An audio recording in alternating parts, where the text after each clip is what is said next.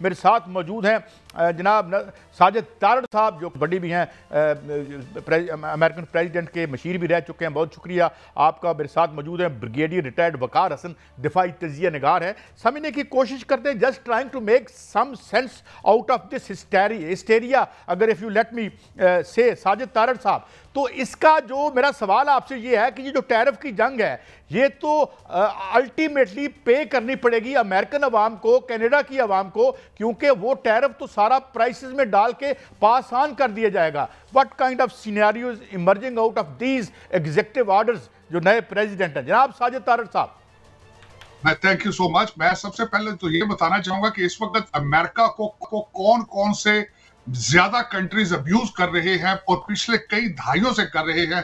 सबसे पहले तो ये अर्ज करना चाहूंगा कि यूरोप की मिसाल ली जाए। मार्शल प्लान दिया गया सेकेंड वर्ल्ड वॉर के बाद, और उसके बाद यूरोप उस मार्शल प्लान सिंड्रोम से बाहर नहीं आया। उसका मतलब यह है कि डिफेंस का सारा खर्चा अमेरिका का, और उसके बाद टाइम टू टाइम अमेरिका की तरफ हैंड आउट को एक्सपेक्ट करना। और उसके बाद अगर देखा जाए, कनाडा तकरीबन $250 बिलियन पर ईयर मिल्क करता है अमेरिका से सब्सिडीज की शक्ल में। मैक्सिको के साथ भी यही हालात हैं। अगर भारत को देखा जाए तो 100 से 200% टैरिफ अमेरिकन प्रोडक्ट्स के ऊपर, तो सारी दुनिया अब्यूज करती रही। अमेरिका की इकोनॉमी को टाइम आ चुका है कि making America great again, safe again, strong again. और उसी की मद में अगर देखा जाए, छोटी सी मिसाल देना चाहूंगा, अमेरिका में पिछले 25 साल में कोई नया एयरपोर्ट नहीं बना। आप मिडिल ईस्ट में चले जाएं, आप किसी दूसरे कंट्री में जाएं, नए से नए एयरपोर्ट वहां पे खड़े हैं। अगर वॉशिंगटन डीसी के एयरपोर्ट पे आ जा पाए तो आप परेशान हो जाएंगे। Highways are crippling. हमारे अमेरिका के अंदर पिछले 12 साल का सोशलिस्ट एजेंडा जो है, उसने अमेरिका के स्ट्रक्चर को लाचार बीमार कर दिया है। अब नया टाइम आ चुका है। यूनाइटेड नेशंस जैसी ऑर्गेनाइजेशन, नेटो जैसी टूथलेस ऑर्गेनाइजेशन, जिनकी अमेरिका के अंदर कोई अफादियत नहीं है, बल्कि पूरी दुनिया में कोई अफादियत नहीं है, तो एक नए वर्ल्ड ऑर्डर की जरूरत है अमेरिका के अंदर और अमेरिका से बाहर। और आखिरी बात अर्ज करना चाहूंगा, अनइलेक्टेड रूलिंग एलीट, जिनमें ब्यूरोक्रेसी आती है, जुडिशरी आती है, उन्होंने बहुत नुकसान पहुंचाया इंटरनली। दुनिया के हर कंट्री को अब डोज की जरूरत है, deficient department of government efficiency. तो दर हकीकत इसका आगाज अमेरिका से हो चुका है। अब नया वर्ल्ड ऑर्डर होगा। अमेरिका एड भी उनको देगा जहां टारगेटेड एड देगा। अमेरिका अब टैरिफ भी लगाएगा ताकि दुनिया को पता चले। लेकिन एक और बात अर्ज करना चाहूंगा, लेटर ऑन 2 अप्रैल से यहां पे एक नई पॉलिसी शुरू हो रही है जिसको कहा जाएगा रेसिप्रोकल टैरिफ। जितना टैरिफ लगाओगे उतना टैरिफ हम लगा देंगे। तो दर हकीकत इसका आगाज, इसका इख्तिताम फ्री ट्रेड की तरफ ही होगा, टिट फॉर टैट होगा। लेकिन जिस तरीके से अमेरिका की इकोनॉमी को अब्यूज किया गया है माजी में, वो दौर अब जा चुका है। साहब, मैं आपकी तरफ आता हूं कि जो चीन ने धमकी दी है और उन्होंने कहा है कि चीन जो है वो अमेरिका के साथ हर किस्म की जंग के लिए तैयार है। जो तजारती जंग है वो तो छिड़ चुकी है और टैरिफ दोनों तरफ से लग चुका है। क्या कोई रवायती जंग भी हो सकती है और दोनों मुल्क आमने सामने आ सकते हैं? हथियारों की जंग भी छिड़ सकती है दोनों मुल्कों के दरमियान? आई थिंक चीन ने रिटोरिक में तो मैक्सिमलिस्ट पोजीशन है, लेकिन बाय एंड लार्ज चाइना ने अभी तक वॉर अवॉइड की है। क्योंकि अगर वो लेट्स से चाहते तो सबसे पहला उनका आई थिंक टारगेट जो है ताइवान ही, मतलब साउथ चाइना से पुराना उनका क्लेम भी है और मूसा पे। और लेकिन वहाँ पे डेफिनेटली इंडो पैसिफिक अलायंस है, इसमें यूएस की प्रोटेक्शन है। मेरे ख्याल में इसमें रिटोरिक है बिकॉज उसमें काफ़ी पिंचिंग हुई है। अगर आप देखें, अभी चाइना का मैं फिगर देख रहा था कि ऑलमोस्ट $890 अरब का बेसिकली इनका अमेरिका के साथ सरप्लस। अगर आप डेट को देखते हैं तो चाइना का $890 अरब देना, और ये पाइल अप हुआ है over a period of time. I agree with Tarar साहब के बेसिकली अमेरिका का जो नया वर्ल्ड ऑर्डर आ रहा है, I think also advised by Henry Kissinger और जॉन मार्शैमर ने इनको बड़ी दफा एडवाइस किया। और ट्रम्प साहब की पहली जब आई थिंक इनका स्टेंट था, उसमें हेनरी किसिंजर जाते हुए एडवाइस कर गया कि जी आप जो है बेसिकली ट्राइक्वाड्रेंट की तरफ जाएं, जिसमें रशिया का एक स्फीयर ऑफ इन्फ्लुएंस हो, एक अमेरिका का और एक चाइना का, और अदरवाइज कॉन्फ्लिक्ट को आई थिंक अवॉइड करें। तो आई थिंक ट्रम्प का अगर आप देखें जाए, चाहे वेस्ट एशिया हो, चाहे जो है वो रशिया यूक्रेन वॉर है, he is total anti war. और दूसरा अमेरिका फर्स्ट वाला, आई थिंक आई एग्री के ही नाउ लुकिंग एट कि किस तरीके से अमेरिका को फॉर ग्रांटेड लिया जाता है, स्पेशली बाय द एलाइड। अभी परसों हम एक फोरम में थे डिफेंस पॉलिटिक्स एशिया, और वहाँ पे रशियन फ्रेंड भी थे, और वो भी वहाँ पे आई थिंक बड़ी पजीराई हो रही है कि ये I think this is a very direct approach और जिसमें पूरी दुनिया का फायदा हो सकता है। तो एक तो ये है।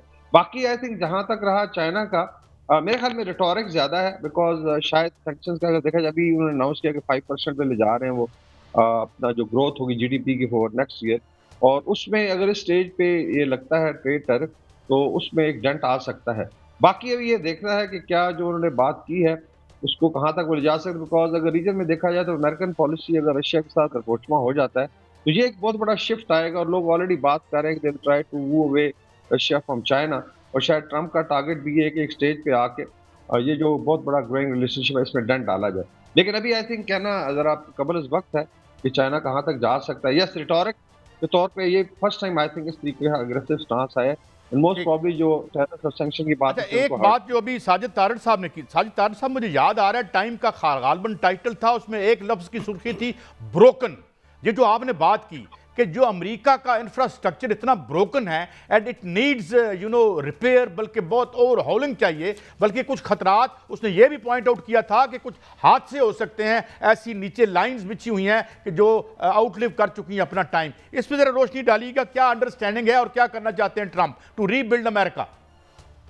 देखिए, डोनाल्ड ट्रंप साहब ने कल जो स्पीच दी, हिस्टोरिकल स्पीच, सबसे लंबी स्पीच जो कि 100 मिनट की स्पीच थी, रैकेट स्पीच थी, उन्होंने उसका आगाज किया कि अमेरिका इज बैक।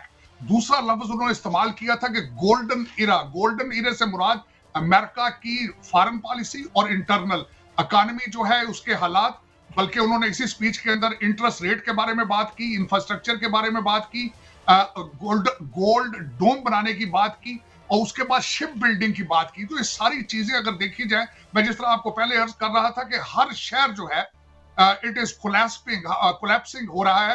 आपने जिसकी बात की कि नीचे टनल्स हैं, नीचे वायर है, किसी ने आज तक तवज्जो नहीं दी। Billions of dollars in foreign, जिस तरह यूक्रेन की मिसाल आप ले लें, कॉन्फ्लिक्ट यूरोपियन है और यूरोप कर्जे दे रहा है, अमेरिका के नोटों की बारिश हो रही है, या आदर ये करप्शन, मनी लॉन्ड्रिंग है, या एटीएम मशीन है, या किकबैक्स है। ये सारे सिस्टम को अब ओवरहाल चाहिए। आज सबसे बड़ी बात है, डोनाल्ड ट्रंप साहब साइन करेंगे, डिपार्टमेंट ऑफ एजुकेशन को खत्म करेंगे आज। तो bureaucracy is out of control. Unelected ruling elite जो है वो ना सिर्फ इस वक्त अमेरिका का प्रॉब्लम है, पूरी दुनिया का प्रॉब्लम है। तो दर हकीकत अमेरिका को एक नए लीडर की जरूरत है। वो लीडर आज थोड़ी सी मैं एक मिसाल देना चाहूंगा, हमास के साथ डायरेक्टली टॉक कर रहे हैं। रशिया को कहा जा रहा है कि ईरान के साथ बात की जाए। मेरे जहन में यॉल्टा आ रहा है, जो 1945 में हुआ था यॉल्टा, तो मेरे ख्याल में यॉल्टा 2 होगा दुनिया। और दूसरा नोबेल प्राइज जो है वो डोनाल्ड ट्रंप साहब का टारगेट है। मैं समझता हूं कि this is an extraordinary leader, और world had an appetite for a strong leader. अच्छा ब्रिगेडियर साहब, अभी तारड़ साहब ने एक तकरीर की बात की है जो कि डोनाल्ड ट्रंप की तकरीर है, उसमें पाकिस्तान का शुक्रिया भी अदा किया गया, और दाइश का बड़ा कमांडर जो है, बल्कि सरगना कहा जाए, वो पकड़ा गया और पाकिस्तान ने उनके हवाले किया। जो बावसूख जराए कहते हैं, आप इसकी ना मुझे रहनुमाई भी कीजिएगा। बावसूख जराए कहते हैं कि जब CIA के सरबरा ने DGISI जनरल आसिम मलिक से बात की और उनसे कहा कि हमें ये हाई वैल्यू टारगेट जो है वो पकड़ना है, तो उस पर उन्होंने कहा कि एक शर्त है कि पाकिस्तान की सरजमीन पर अमेरिकन बूट्स ऑन ग्राउंड नहीं होंगे, और साथ साथ ये भी तय पाया कि उसको जिंदा पकड़ना है। फिर उसको जिंदा पकड़ा भी गया और बहुत बड़ा ऑपरेशन, बहुत हसास ऑपरेशन जो है वो किया गया। इस पर पाकिस्तान के अमेरिका के साथ जो ताल्लुकात की बहाली हुई है और इत्तेमाद की बहाली हुई है, ये कहां तक आगे तक जा सकती है? आई थिंक ये बड़ा खुश आइंदा चीजें अभी कन्वर्ट करना शुरू हुई हैं। ट्रंप के आने से पहले ही जो प्रो ट्रंप डिफेंस एनालिस्ट थे, सारा एडम्स, ऑलरेडी कह रहे थे कि 17 से 20 अरब डॉलर जो है तालिबान को दिया बाइडन ने, और ये भी आई थिंक करप्शन के ज़मरे में आता है, बिकॉज अगर सिगार की रिपोर्ट देखें तो पैसा वेस्ट हुआ या ट्रेजर में चला गया। दूसरा जो है, आई थिंक ट्रंप ने बात की कि 7 अरब डॉलर का असला आप छोड़ के गए, आप विड्रॉ जरूर करते लेकिन इस भोंडे तरीके से ना करते, तो उसमें आई थिंक उसकी बात हो रही। तो आई थिंक अभी एक तो ये कि आईसिस का भी पॉइंट आउट किया गया था कि आईसिस जो है शायद अमेरिका में अटैक है, तो Trump is I think very sensitive about it. तो यहाँ पे एक कन्वर्जेंस है, और मेरी अपनी एक असेसमेंट है कि by the end of this year Taliban regime will start collapsing, because internal pressure बहुत ज्यादा है।